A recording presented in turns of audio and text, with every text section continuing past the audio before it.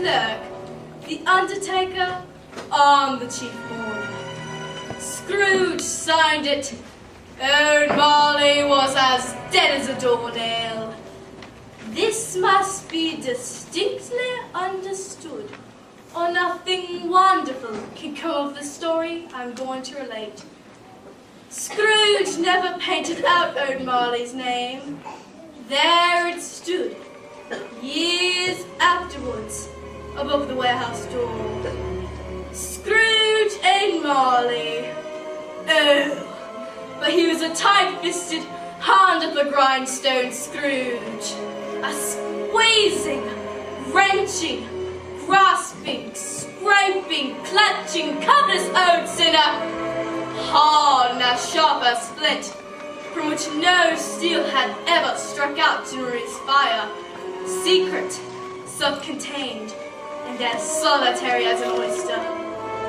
Nobody ever stopped him in the streets to say, with gladsome looks, "My dear Scrooge, how are you? When will you come to see me?" No beggars implored him to bestow a trifle.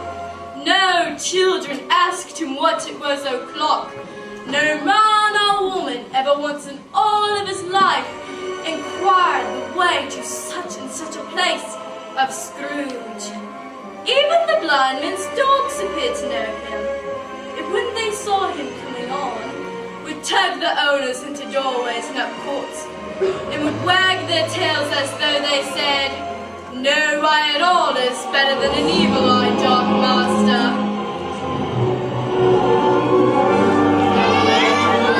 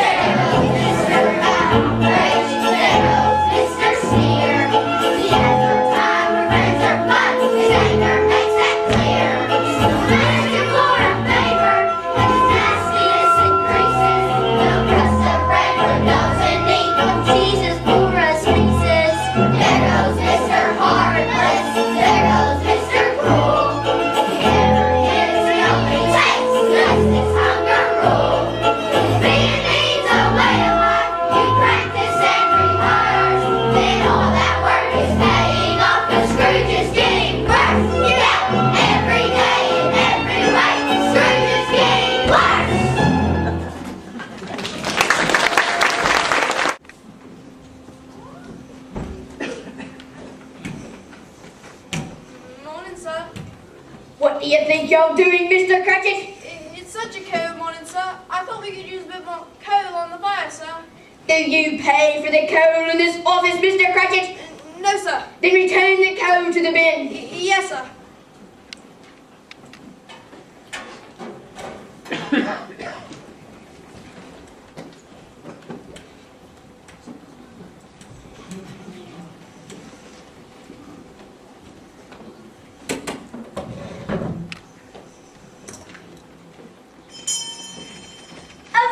Christmas, Uncle Scrooge. God save you. Bah! Humbug! Christmas a humbug, Uncle. You don't mean that, I'm sure. I do. Merry Christmas. What reason have you to be merry? You're poor enough. What right have you to be dismal? What reason have you to be morose? You aren't rich enough. Bah! Humbug! Don't be cross, Uncle.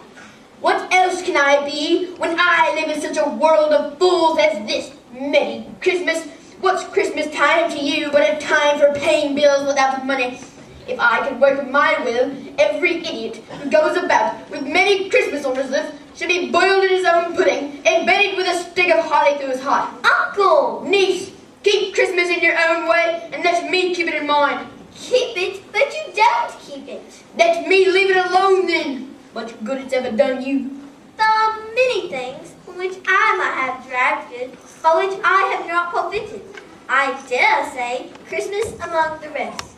But I am sure I have always thought of Christmas time when it has come around as a good time, a kind, forgiving, charitable, pleasant time. The only time I know of in the long calendar of the year is when men and women see by one consent to open the shut-up hearts freely, and to think of all people as if they really were fellow passengers to the grave, and not another race of creatures bound on other journeys.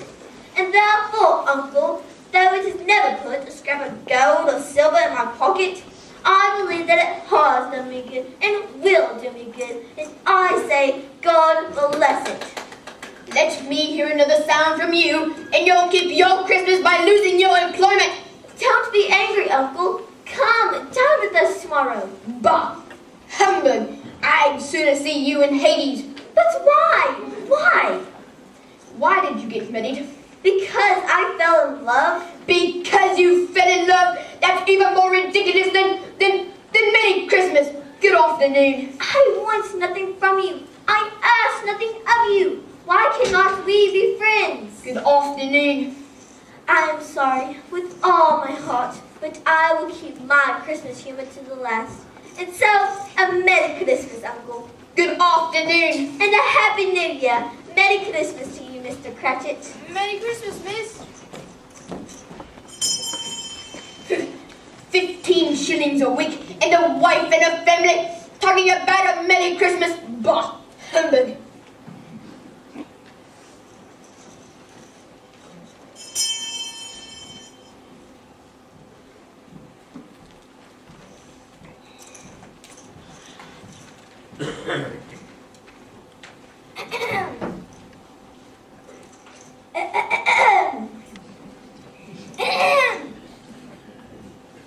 Have I the pleasure of addressing Mr. Scrooge or Mr. Marley? Mr. Marley has been dead these 7 years. He died 7 years ago on this very night. At this festive season of the year, Mr. Scrooge, it is more than usually desirable that we should make some slight provision for the poor and destitute, who suffer greatly at the present time.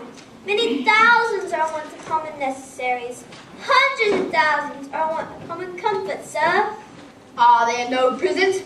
Plenty of prisons. And the union workhouses, are they still in operation? They are. Still, I wish I could say they were not. Oh, I was afraid, from what you said at first, that something had occurred to stop them in their useful course. I'm very glad to hear it. They scarcely furnish Christian cheer of mind or body to the poor. We are endeavouring to raise a fund to buy the poor some meat and drink and means of warmth. We choose this time because it's a time of all others when warmth is keenly filled and abundance rejoices.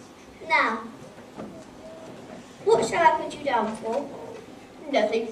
You wish to be anonymous? I wish to be left alone. I don't make many myself at Christmas, and I can't afford to make other people many. I help support the establishments I have mentioned. They cost enough, and those who are badly off must go there. Many can't go there, and many would rather die. If they had rather die, they had better do it and decrease their surplus population. Good afternoon, ladies. Well, We wish you a Merry Christmas. We wish you a Merry Christmas. Apple, sir? Bah! Humbug! Take your so-called Christmas cheer elsewhere! You want all day tomorrow, I suppose? It's quite convenient, sir. It's not convenient and it's not fair. If I was to stop £5 for it, you'd think yourself ill-used. And yet, you don't think me ill-used when I pay a day's wages for no work. She's only once a year, sir.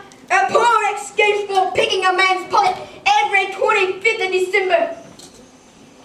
But I suppose you must have the whole day. Be here all the earlier this morning. Yes, sir. All the earlier, sir.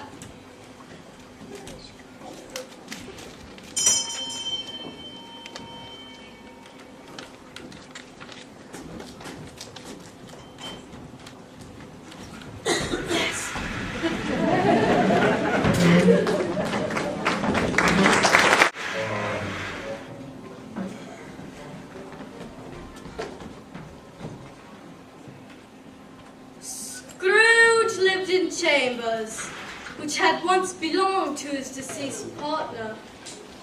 They were a gloomy suite of rooms.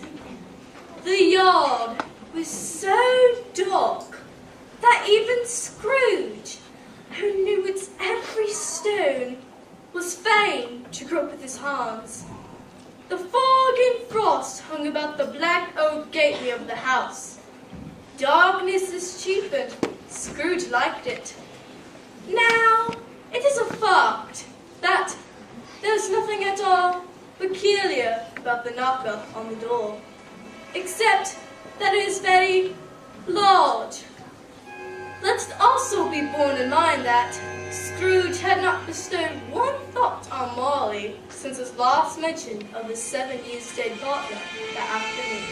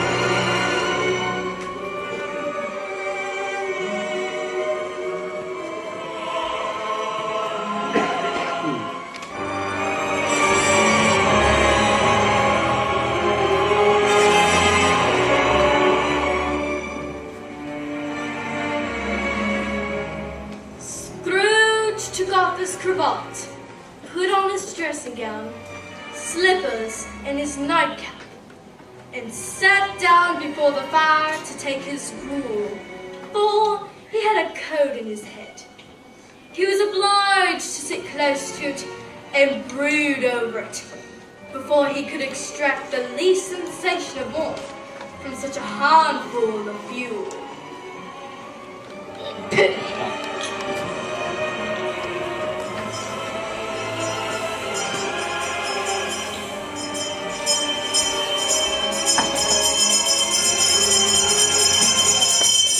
It's Humbug's field line. I won't believe it.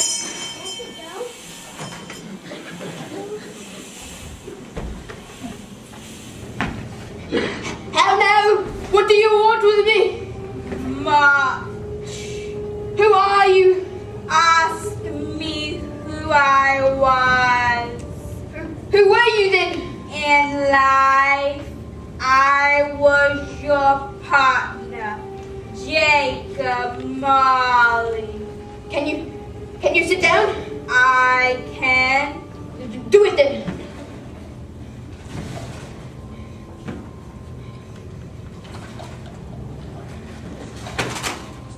You don't believe in me. I don't. Why do you doubt your senses? A little thing affects them, a slight disorder of the stomach. You may be an undigested bit of beef, a fragment of an underdone potato. There's more gravy than a grave about you, whatever you are. Oh! Do you believe in me or not? I do.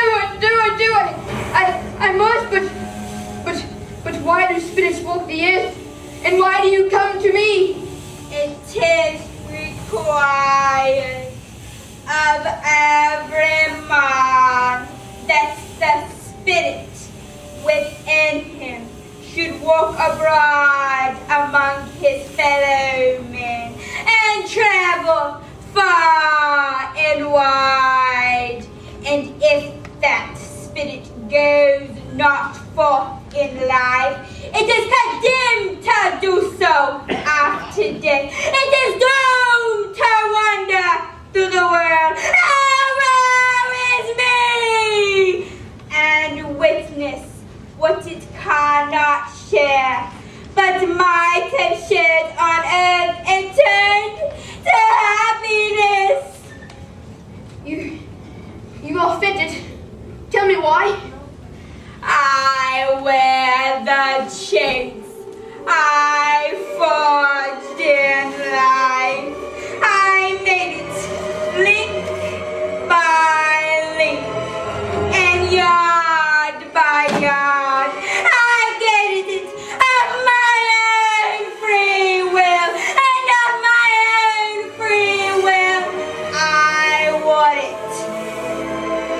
Is its pattern strange to you? Or what you know, the weight and the length of the strong coil you bear yourself? It was full as heavy and as long as this 7 Christmas Eves ago. You have labored on it since. It is a ponderous chain. Jacob, speak comfort to me, Jacob. I have none to give. I cannot stay. I cannot linger anywhere. My spirit never walked beyond our counting house. Mark me! And life, my spirit never roved beyond the narrow limits of our money-changing home. And weary journeys lie before me. 7 years dead and traveling all the time. You might have got over a great quantity of ground in 7 years. Oh, not to know that any Christian spirit would keep kindly in its little sphere, whatever it may be, would find its mortal life too short for its vast means of usefulness. Not to know that no space of regret can make amends for life's opportunities misused. Yet such was I. Oh, were always a good man of business, Jacob. Business! Mankind was my business. The common welfare was my business. Mercy, charity, forbearance, and benevolence were all my businesses.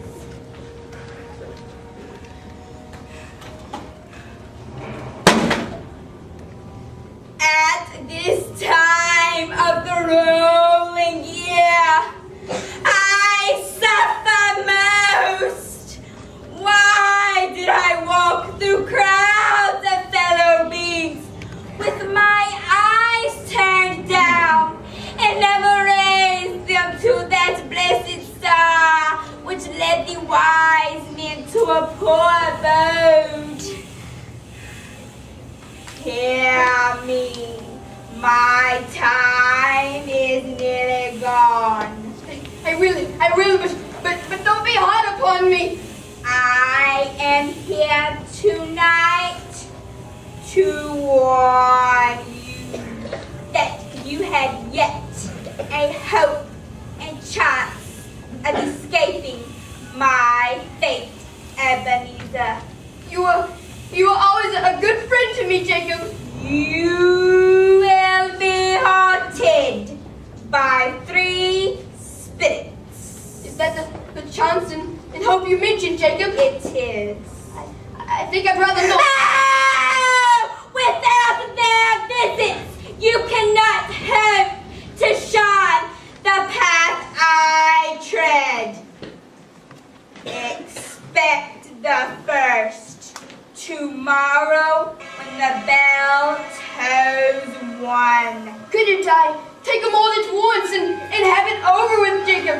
Expect the second on the next night at the same hour. The third upon the next night when the last stroke of 12 has ceased to vibrate. Look to see me no more, and look that for your own sake. You remember what is passed between us.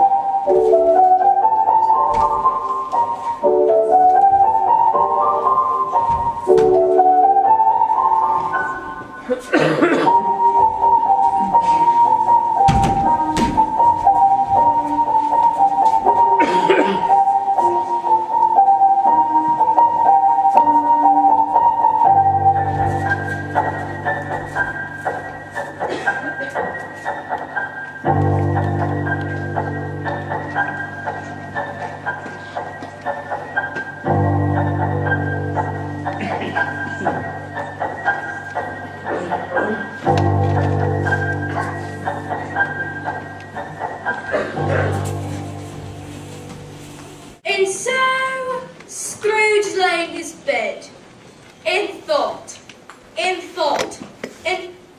over, but could make nothing of it. The more he thought, the more perplexed he was. The more he endeavored not to think, the more he thought. Marley's spirit bothered him exceedingly. Every time he resolved within himself that it was all a dream, his mind flew back again, like a strong spring release, to its best position, and presented the same problem to be worked out all through. Was it a dream then?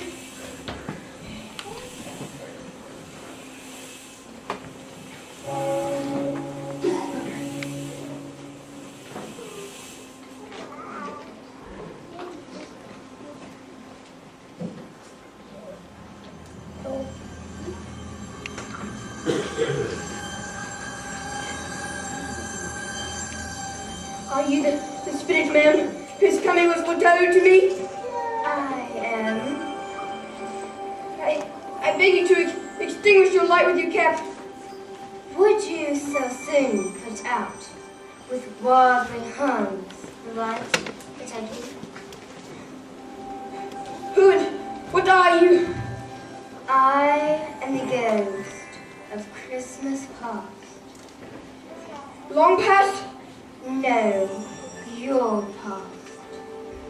What business brought you here? Your welfare. Night's unbroken rest may aid my welfare. Your salvation then. Rise and come with me. I beg you, spirit. I am mortal and liable to fall. A touch of my hand, and you shall fly.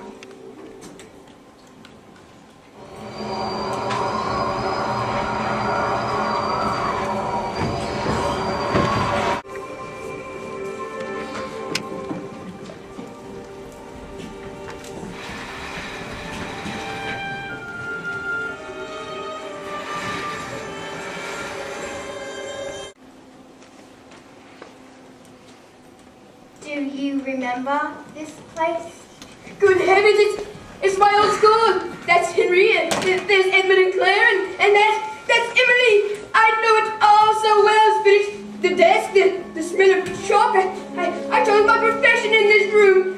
Henriette, boy, it's me, Ebenezer. Where are you going?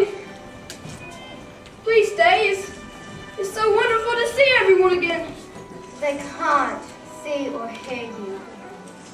These are but shadows of your past, Ebenezer. The school is not quite deserted. A solitary child, neglected by his friends, is left there still. And is he too familiar? Yes, well, my father thought it best to stay through the holidays and continue my studies. What is it? Nothing. I seem to have got something in my eye. Come along, Ebenezer. Let us see another Christmas.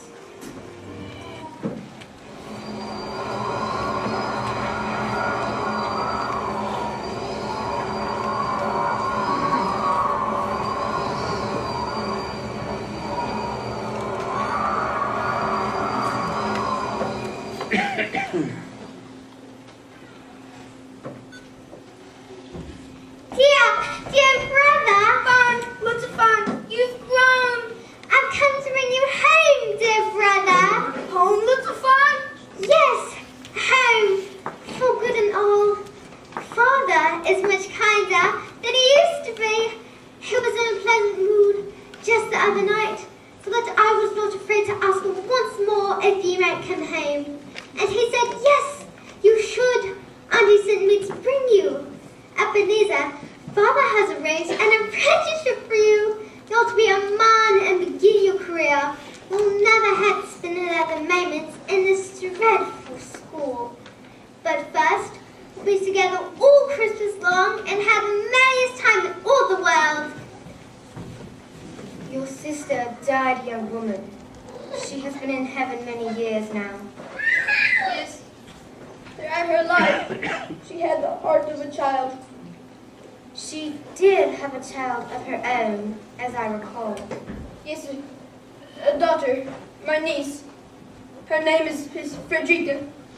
Your niece, Ebenezer, the only family you have left. Yes, that is true.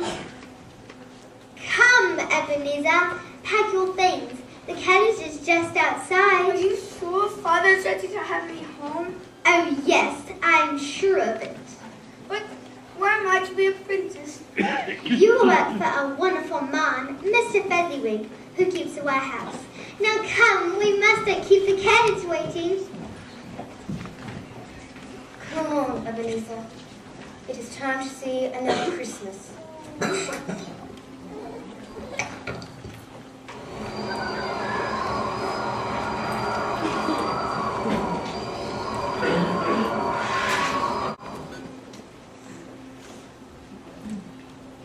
Do you know this place? No, this is where I was apprenticed. Look, it's old Fezziwig. Bless his heart, Fezziwig alive again. And there's Dick Wilkins. We were the best of friends. Yo-ho, Ebenezer, Dick. No more what tonight, my boys. It's Christmas Eve. Clear all this nonsense away. We must make room. Anyhow, Dick, cheer up, Ebenezer. Life is too short for all work and no play. I say it's time for a party. There you are, my little dungeon dog. May I have the stock? You may.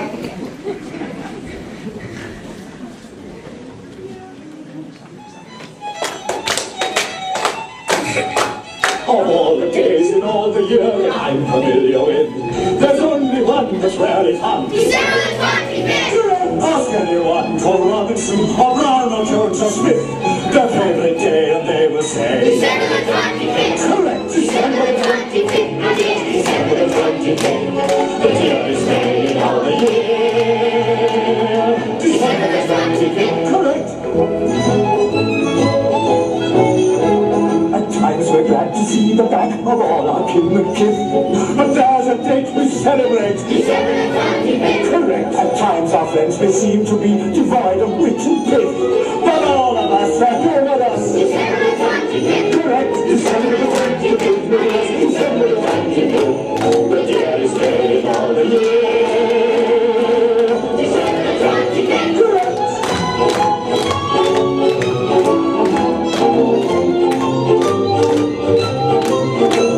If there's a day in history that's more than any myth, beyond the doubt that face can tell. December the 25th! Correct. I don't hear any arguments, so may I say forthwith, I wish that every day could be December the 25th!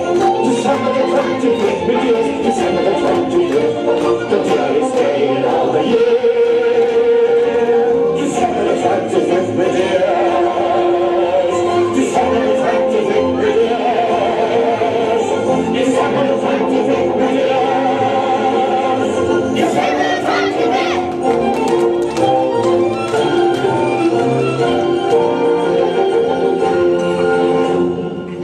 My dear Mrs. Fezziwig, you simply cannot be bested on the dance floor. And you, my Fezziwig, are a delightful partner. Are you enjoying yourself this evening, Mr. Scrooge? I am indeed. Mrs. Fezziwig, this is my president party in Ireland tonight. If I may be so bold, you're right, my dear. Merriment is surely being led by all. Oh yes, there is nothing like music and dancing to put you in the Christmas spirit. Don't you agree, sir? I do agree wholeheartedly. Christmas is the time of rejoicing. Let's have another go on the dance floor, shall we? Oh yes, let's. Shall we give it another try, old boy? I think we have no other choice. Well, me and Mrs. Fezziwig must retire for the evening. We aren't as young as we may look. Don't keep our daughter out too late. Big day tomorrow, Christmas Day. And you, my dear, shall receive your Christmas gift Tonight, Mr. Fezziwig. Yes, it's such a small thing to make these silly people feel so much gratitude and joy. Small thing. Is it not? After all, what did he do, this Fezziwig? Spent a few pounds on a party. Does he deserve such praise as this? It's not that, Spinach. Why, Mr. Fezziwig has the power to make us happy or unhappy. He can make our work miserable or pleasant just by the way he looks at us or the way he addresses us. 1,000 such things add up, and to all the happiness he gives is as great as if it cost a fortune and... What is the matter? Nothing. Something, I think. No, it's just that I would like to be able to say a word or two to my clerk just now. That's all. Come along, Ebenezer. My time grows short. Look.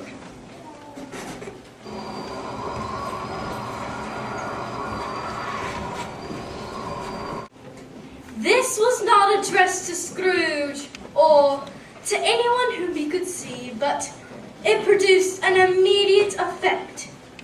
For again Scrooge saw himself. He was a little older now, a man in the prime of life.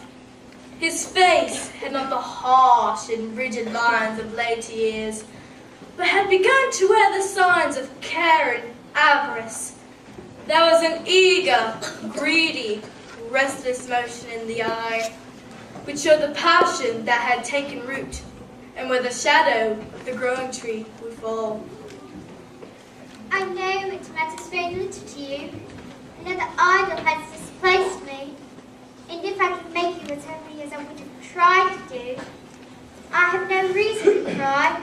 Which idol has displaced you? A golden one. All the world speaks so vehemently against poverty, yet condemns the pursuit of wealth just as harshly. You fear the world too much, Ebenezer. I've seen your nobler virtues fall away, one by one, until nothing is left but one master passion, the pursuit of money. It consumes you. What then? If I've grown wiser and more astute, I haven't changed my feelings towards you.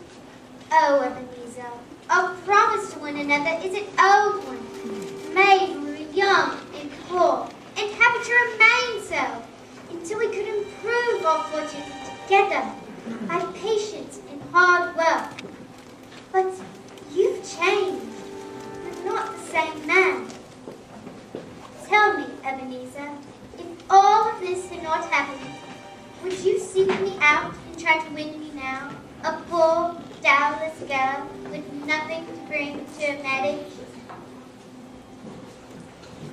Just as I thought.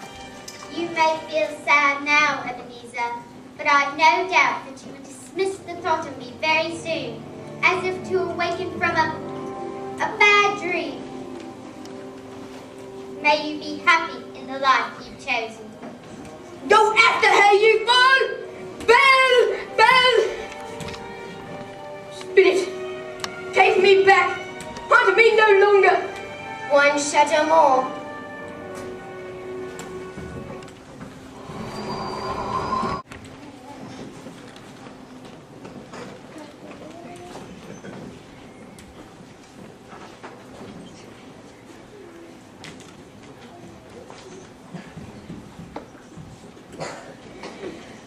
I saw an old friend of yours this afternoon. Oh, who was it? Take a guess.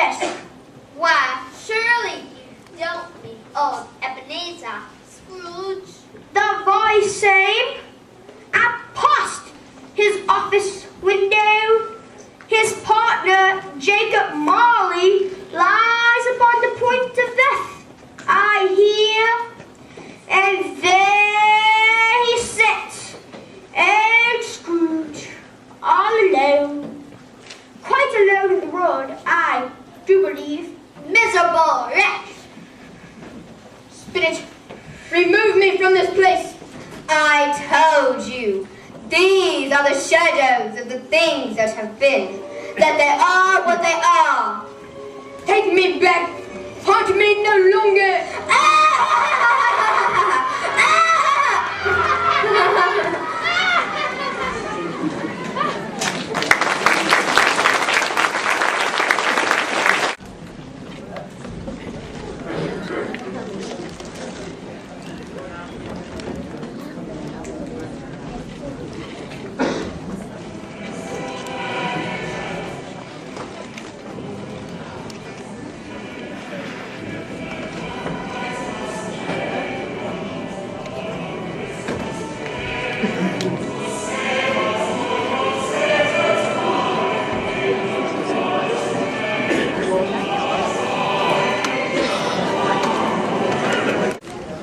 After this mighty struggle, or if it can be even called a struggle, Scrooge was conscious of being exhausted and overcome by an irresistible drowsiness, and further of being in his own bedroom once again. He had barely enough time to reel to bed before he sank into a heavy sleep.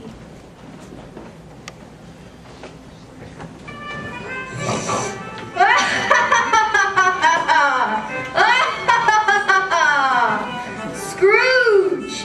Ebenezer Scrooge! Come here and know me better, man. I am the spirit of Christmas present.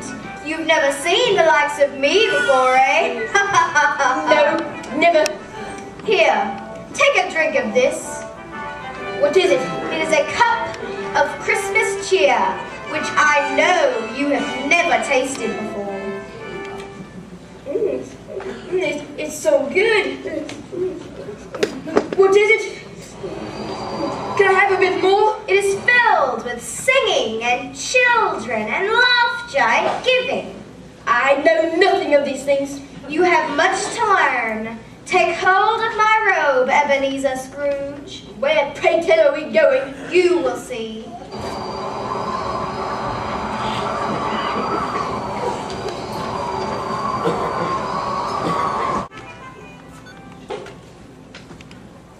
What has ever got your precious father then?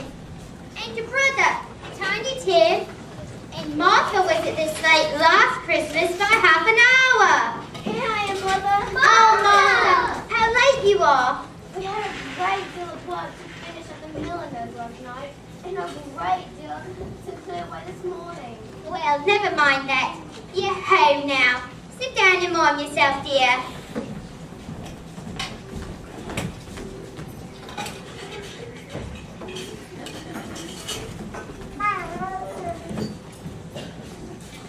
Father will be back any minute. Hi, Martha. Hi. Merry Christmas! Father! But where's Martha? She won't be coming for Christmas this year, I'm afraid. What? Not coming for Christmas? Oh, here I am, Father. Oh, Martha. Come, Jules, come. Hear the pudding singing in the copper. And did little Tim behave himself in church? He did. As good as gold and better. But somehow he gets thoughtful, sitting by himself so much, and thinks the strangest things you ever had.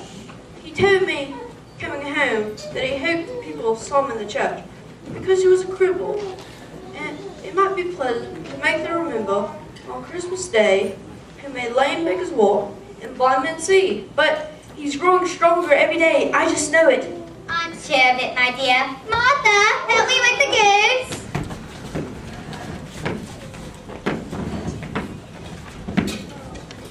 Yay! That's such a goose, Father. Something we never had before. Such a goose. Just smell the sage Mother, I'll dare herself this year. We got it for a good price, Father. It wasn't expensive at all. Merry Christmas to us all, my dears. God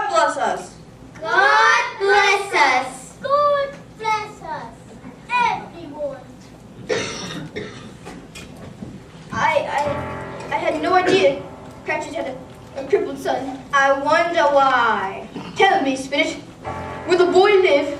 I see a vacant seat at this table, and a crutch without an owner, carefully preserved. If these shadows remain unaltered by the future, the child will die. No, it can't be. Say he'll be spared. If these shadows remain unaltered by the future, none other of my race will find him here. But what difference does it make? If he is likely to die, then let him die and decrease the surplus population. You use my own words against me? Yes, so that in the future, perhaps, you will hold your tongue until you have discovered what the surplus population is and where it is. Who are you to decide who shall live and who shall die? It may be that in the sight of heaven, you are more worthless and less fit to live than millions, like this poor man's child. And now, dear ones, a toast. I give you Mr. Scrooge, the founder of our feast. The founder of our feast, indeed. I wish I had him here. I'd give him a piece of my mind to feast upon, and I'd hope he'd have a good appetite for it. My dear, the children, Christmas Day. It should be Christmas Day, when one would drink the health of such an odious, stingy, hard, unfeeling man as Ebenezer Scrooge. No one knows it better than you, Bob. My dear, have a little charity. Oh, all right. I'll drink for his health, for your sake and the day's sake, but not for his. Long life to him, a very Merry Christmas and a Happy New Year. I've no doubt he'll be very merry and very happy. To Mr. Scrooge. Mr. Scrooge. To Mr. Scrooge. Come, hold my sleeve.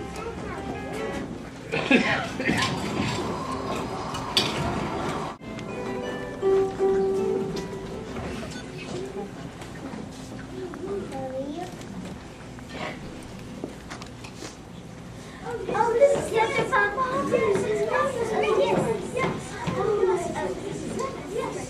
Let's play a game, shall we? Oh, yes! Everyone get a circle and I'll explain how the game is played.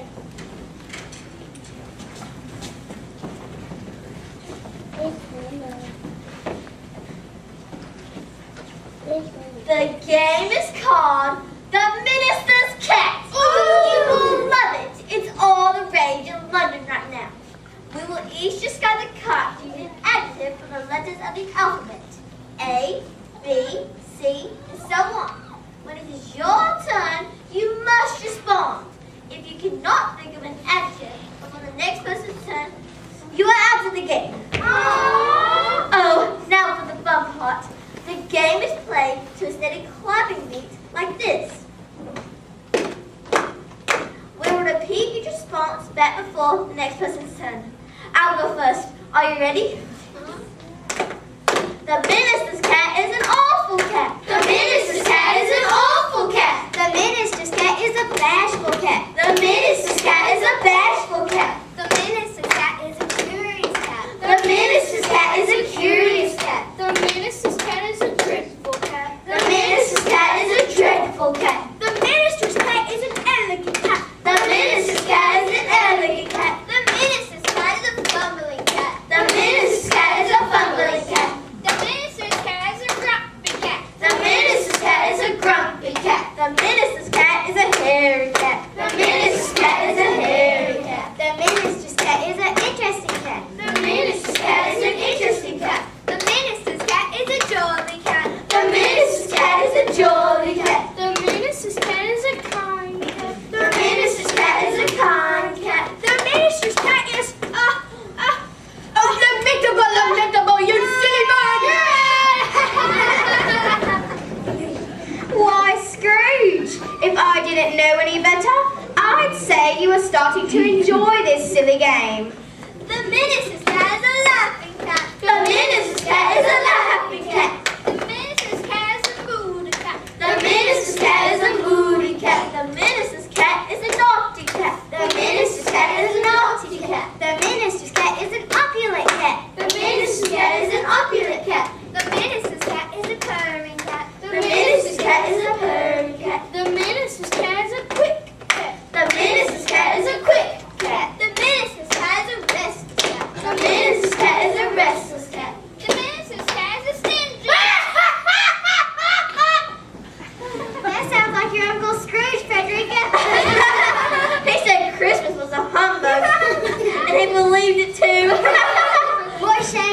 Frederica. He's really a comical fellow, and not so pleasant as he might seem. However, his offences carry their own punishment, and I have nothing to say against him. I'm sure he's very rich. At least you always tell me so. But his wealth is no use to him. He doesn't do any good with it. He doesn't make himself comfortable with it. And I sincerely doubt he will ever consider benefiting us with this country. Well, I have no pity for him. Oh, but I have. Who suffers by his ill whims? Himself always. Here, he takes it into his head to dislike us, and he won't come and dine with us. What's the consequence? He loses some pleasant moments, which could do him no harm. But I mean to give him the same chance every year, whether he likes it or not. Here's to Uncle Scrooge. To Uncle Scrooge!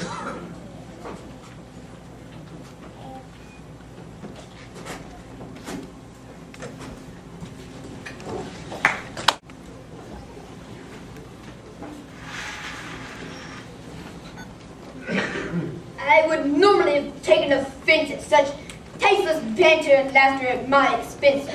However, in view of the general gaiety of the occasion, I am inclined to overlook it. Why, that is quite noble of you. Forgive me, Spirit. I am not justified in asking, but I see something strange and not belonging to yourself. Protruding there, from under your skirts. Is it a foot or a claw? It might be a claw for all the flesh that is on it. Look here. Spirit, are they yours? No, they are yours. Do you not know them? This girl is ignorance. This girl is want. Beware them both and all of their kind, but most of all, beware this girl. For on her brow I see written the word doom, unless the writing be erased. I dare ye to deny it. I dare ye to slander all those who claim otherwise, and see where it leads. Spirit, have they no refuge or resource? Are there no prisons?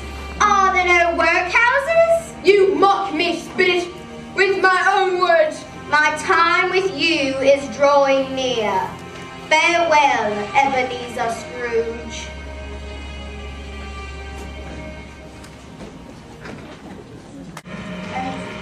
I think it that I am in the presence of the spirit of Christmas yet to come. You are about to show me shadows of the things that have not happened, but will happen in the time before us. Is that not so, Spirit?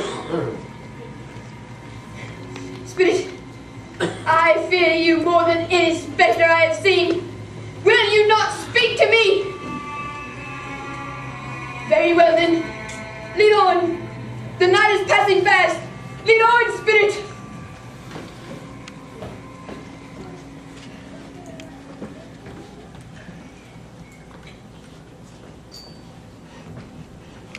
No, I don't know anything about it. Either way, I only know he's dead. When did he die? Last night, I do believe. Why? What is the matter with him? I thought he never died. God knows. What has he done with his money? I haven't heard. Left it with his company, perhaps. All I know, he has left it to me. Well, it's likely to be a cheap funeral. I don't know anybody who would go to it. Suppose we make up a party and volunteer.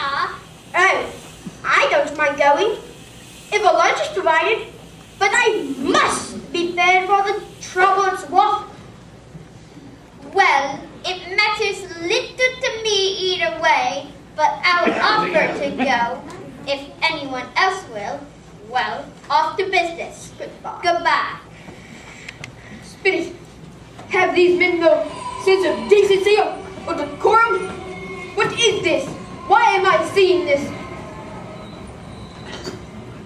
What odd thing, Mrs.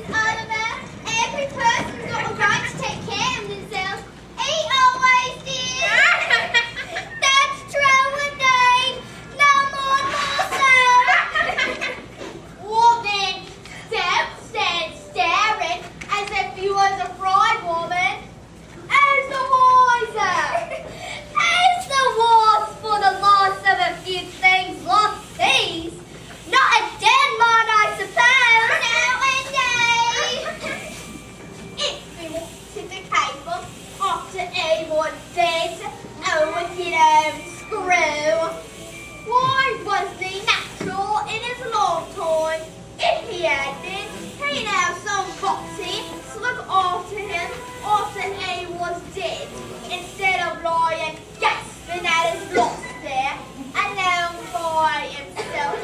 It's the truest thing that ever was spoke. It's a judgment on him. Open that bottle and let me know the value of it. I'll give you 30 pence. And not a pence more. Let me see yours.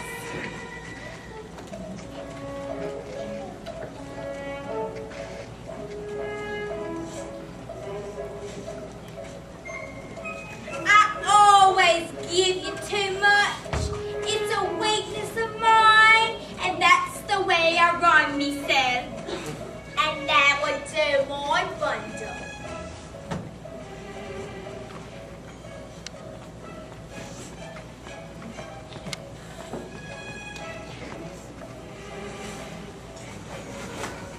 What do you call this?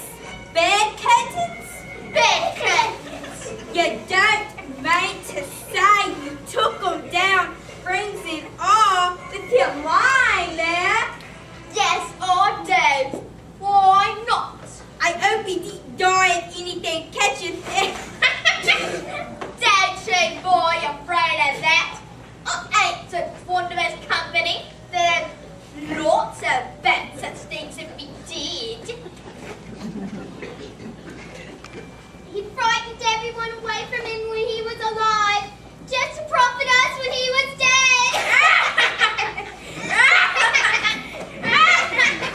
Spirit, this is a fearful place. A place of those who have no homes. Surely there can be no reason to bring me to this God-forsaken part of the city. Except that the case of this unhappy man might be my own. Yes, the items they have are similar to mine. I see the point, but surely there can be someone who feels some emotion caused by this man's death. Show that person to me, Spirit, I beg you.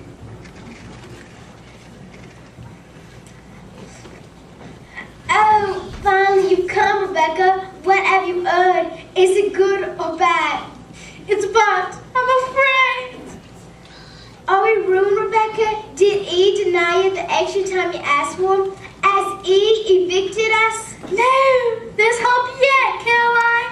Only if he repents that old miser. Nothing's past hope if such a miracle has happened. He is past repenting, dear. He is dead! Dead! Oh, God be praised! Oh, Lord, please forgive me. But to whom will our debt be transferred? I don't know. But before that time, we will be ready with the money. And even if we weren't, it would be far fortune indeed to find a creditor who was as merciless as he. We may sleep a light horse tonight, Caroline. Spirit, I ask to see some emotion connected with the death, and you show me only pleasure. I demand to be shown some tenderness connected with the death.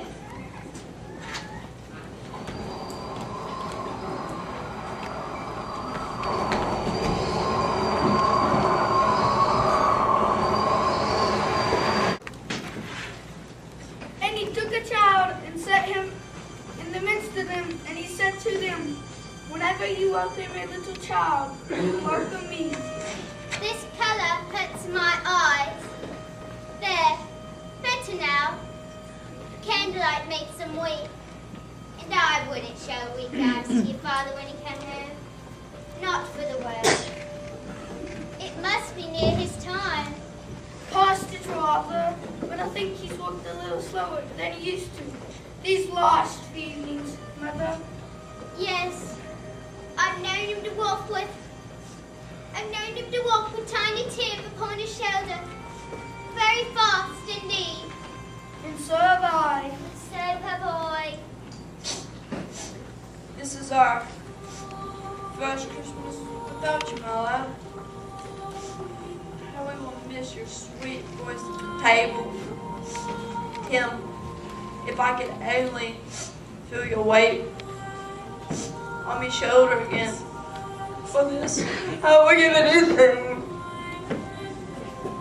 Father! Father! Tim, Who are you? Tim, I've come to take you home. Home? Yes, home. To a place where children are always happy and laughing. Come, Tim.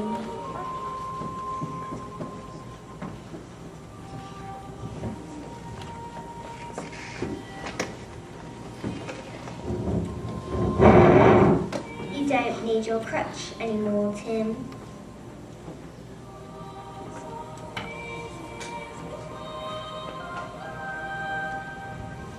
Look, Father, I can walk! Tim, they are waiting for us.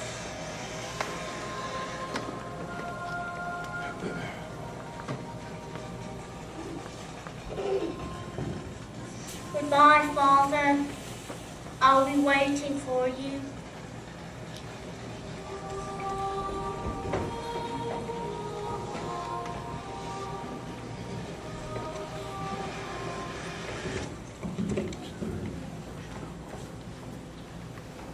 I went by there today. It's one late. I promised him I would walk by there every Sunday to visit him, you see. But guess who I saw today? Frederica Hollowell, Mr. Scrooge's niece. I met her on the street. She saw that I was a little down, and well, she's the most pleasant-speaking lady I've ever heard. And so I was not afraid to tell her. And this is what she said to me. I am heartily sorry, Mr. Cratchit. Heartily sorry. And she pledged to be of any service she could to us. She told me that I should call and head home. But it's not for the sake of anything she might be able to do for us, or for her kind way that I am thankful. It really seems as she had known our Tiny Tim and felt with us. But I got good news for you, Peter. What is it, Father? Frederica told me she was able to secure an apprenticeship for you. You begin at 8 shillings a week starting Tuesday next. 8 shillings a week. Then you can sing up half for yourself. That will happen soon enough. But, however, and whenever we're parted from one another, I am sure none of us ever forget poor Tiny Tim. Shall we?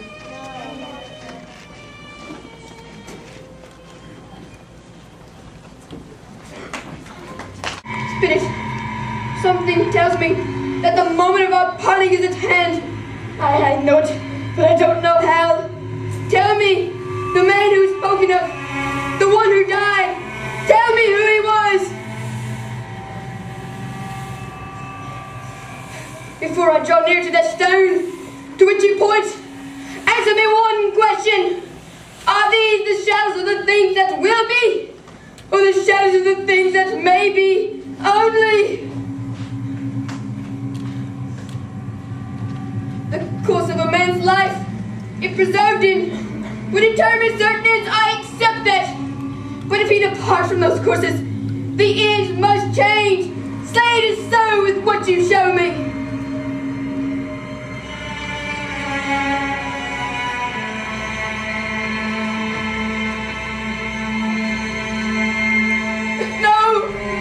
It can't be!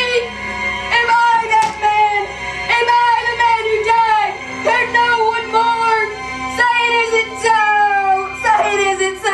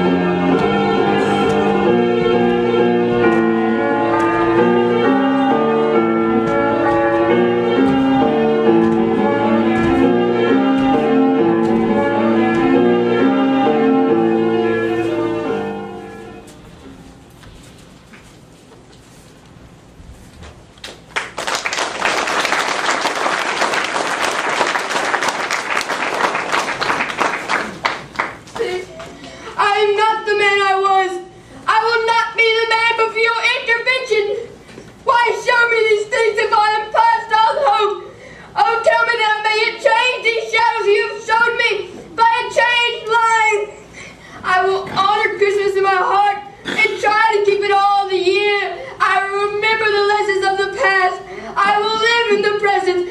I will live toward the future. The spirits of all three will strive within me. Oh, tell me that I may yet sponge away the writing on this stone. No!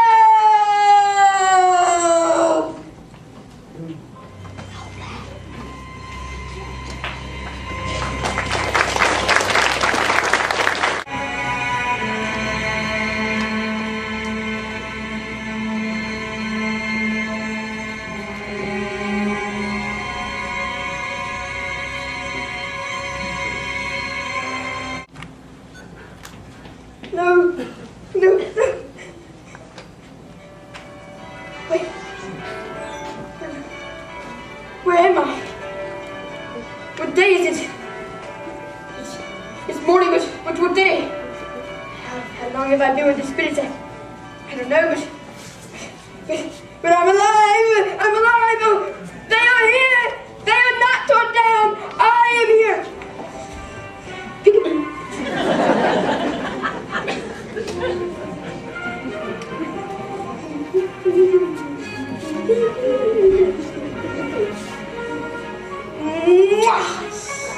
Nice wreck.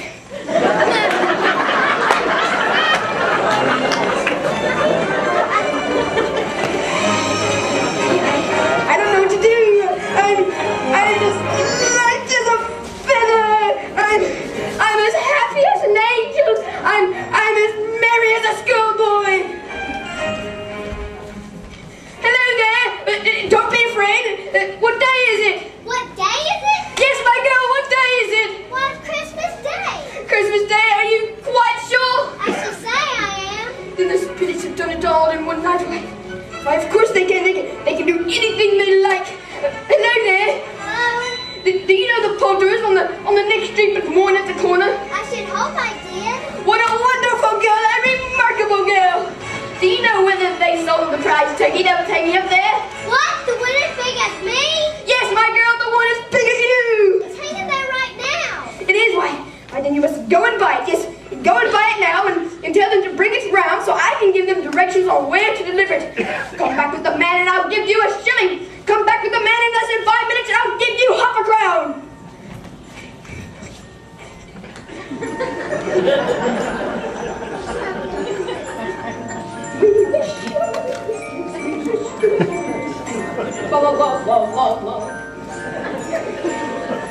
I know, I'll send it to Bob Cratchit.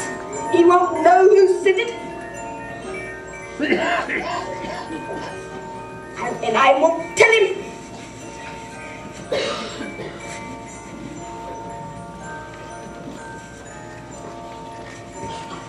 Oh, it's twice the size of Tiny Tim.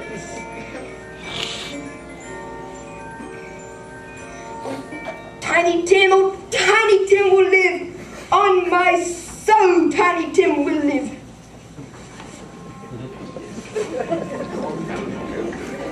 Oh, it's my shoes and my feet and all my little toes. Yes. Oh, heaven and Christmas time be praised for this. I say it on my knees, dear Lord, on my knees. A Merry Christmas to everyone and a Happy New Year to the whole world.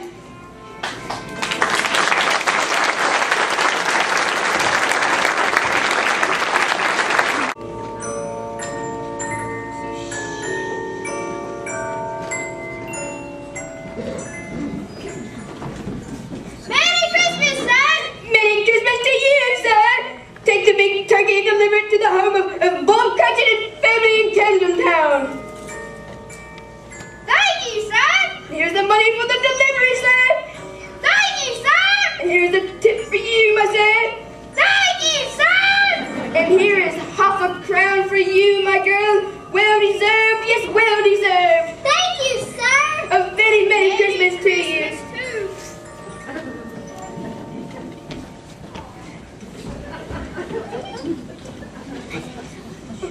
My dear ladies, how do you do? I hope you did well yesterday. It was a very good thing to do, a very good thing. Mr. Scrooge? Yes, that is my name. I fear it isn't pleasant to you. Allow me to ask for your forgiveness, and yours too, ma'am. Yes, sir. And will you have the goodness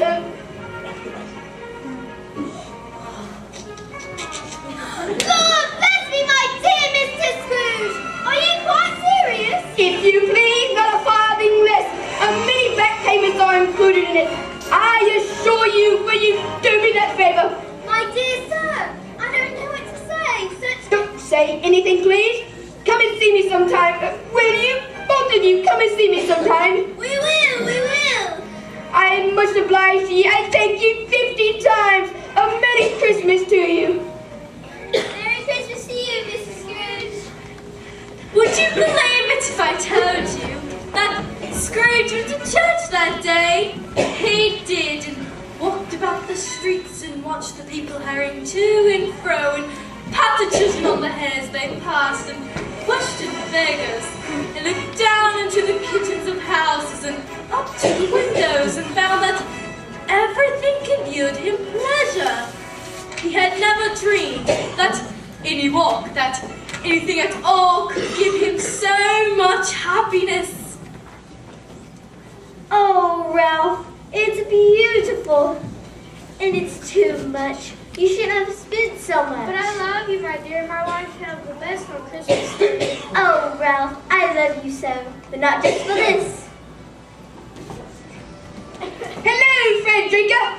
Uncle Scrooge? Yes, it is I, the very same.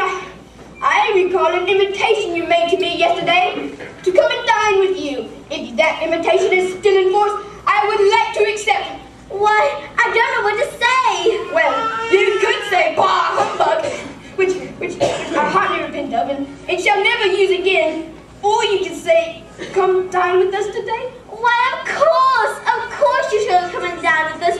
Hurrah, Uncle Scrooge. You have made us both very happy. Oh, may I introduce my husband, Ralph? Ralph, my Uncle Scrooge. I'm sorry for the things I said about Christmas and sorry for the poor reception I gave you yesterday of which you were so undeserving. I see the image of my sister in your face. I loved her, you know, and she you. I know, Uncle Scrooge. She loved you very much. She wished until her dying day that we shall always be close. And so we are, Frederica, and so we shall be, and so we shall be. I found the most delightful game we can play. It's called the Minister's Cat. Oh, Uncle, that sounds so delightful.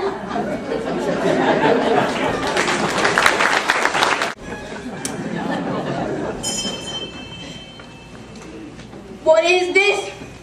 Morning, sir. Mr. Cratchit, you are late. Yes, sir. What do you mean by coming here at this time of day? I'm very sorry, sir. I'm behind my time. Step this way, if you please, Cratchit. It's only once again, sir. It should not be repeated. I was making rather merry with my family yesterday. Now, I'll tell you what, my friend. I'm not going to stand for this any longer. And therefore, I'm going to double your salary. Yes, Bob Cratchit, I'm going to double your salary. Oh, my God. And a Merry Christmas to you. A Merry Christmas that I have given you in many a year. And from now on, I will endeavor to assist your family any way I can. Now, you didn't say a thing, Bob Cratchit. Come with me. We'll discuss the particulars over a smoking bowl of bishop before you as much as dot another I, Bob Cratchit.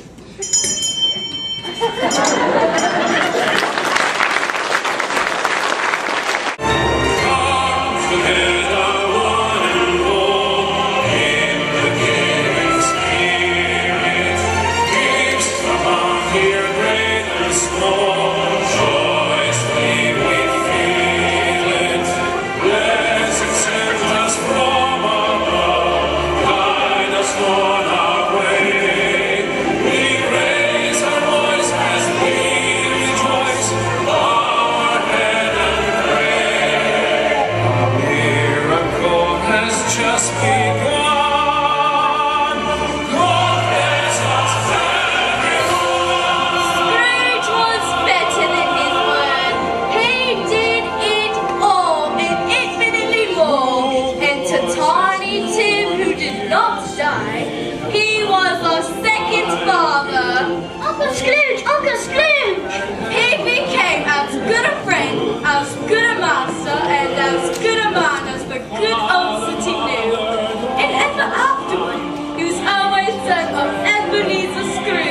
he knew how to truly keep Christmas and keep it well, if any man possessed the knowledge. May that truly be said of us, and to all of us, and so as Tawny to observe.